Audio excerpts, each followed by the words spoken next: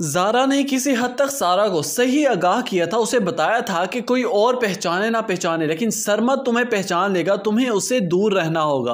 आखिर वही हुआ जिसका डर था। सरमद आखिर पहचान ही चुका है कि ये ज़ारा नहीं है, ये कोई और लड़की है जो ज़ारा बनने का ढोंग रचा रही है और हम सबको बेवकूफ़ बनाने की नामुमकिन कोशिश कर रही है। यहाँ पर नकाब उतार देगा सारा का, कहने लगेगा कि तुम ज़ारा नहीं हो, मैं अच्छी तरह से जानता हूँ अपनी ज़ारा को, तुम मेरे सामने ड्रामा बंद करो, मुझे बताओ कि तुम कौन हो। यहाँ पर सारा होगी जो अपने अल्फाज पर बेताब होते हुए सारी हकीकत से आशना करा देगी सरमद को। डर के मारे कहने लगेगी कि मैं तुम्हें सब कुछ बता दूंगी, लेकिन खुदा के लिए मुझे पुलिस के पास मत लेकर जाना, मैं तुम्हें एक एक हकीकत वाजिया बता दूंगी। यहाँ पर सरमद अब बहुत ही होशियारी के साथ सारा को बिठाएगा अपने पास और उससे सारी बातें गुलवा लेगा एक एक करके, और सारा भी डर के मारे सब कुछ बता देगी। लेकिन अब मसला बन जाएगा ज़ारा के लिए, क्योंकि वो वहां पर मौजूद है। यहाँ पर सारा की वालदा को भी अब शक हो चुका है कि ये लड़की कोई और है। आदिल यहाँ पर ज़ारा के साथ बहुत ही रोमांटिक सीन क्रिएट कर रहा होगा, दोनों एक साथ अच्छे से तैयार होकर खड़े होंगे रक्षी की शादी में। यहाँ पर अब आदिल रोमांटिक मूड में कहने लगेगा ज़ारा से कि ज़ारा,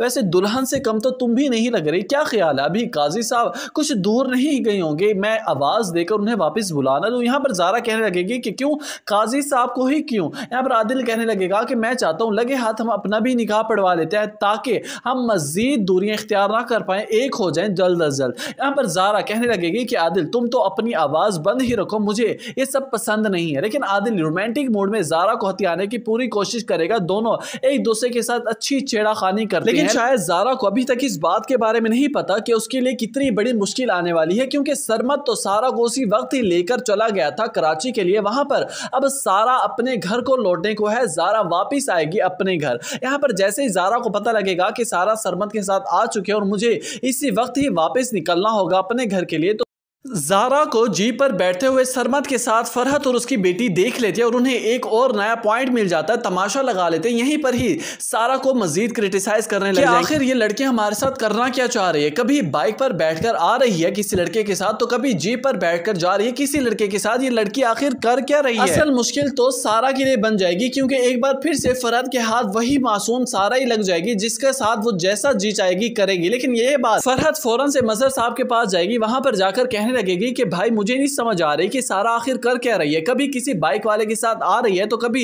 जीप वाले के साथ बैठकर कहीं भी जा रही है, मुझे नहीं समझ आ रही कि ये लड़की हमारे साथ क्या करना चाह रही है। ये सारी बातें सुनकर तो मजहर साहब भी परेशान हो जाते हैं कि आखिर ये सारा सब कुछ कर क्या रही है। लेकिन अब देखना यह है कि आने वाली किस्त में जब सारा वापस अपने घर को लौट कर आ जाएगी तो फरहत और उसकी बेटी का सामना कैसे करेगी, क्या घर वालों के सामने ज़ारा जैसी पावर दोबारा शो करवा पाएगी सारा, क्या अपनी जगह अब खुद बनाने में कामयाबी हासिल कर पाएगी।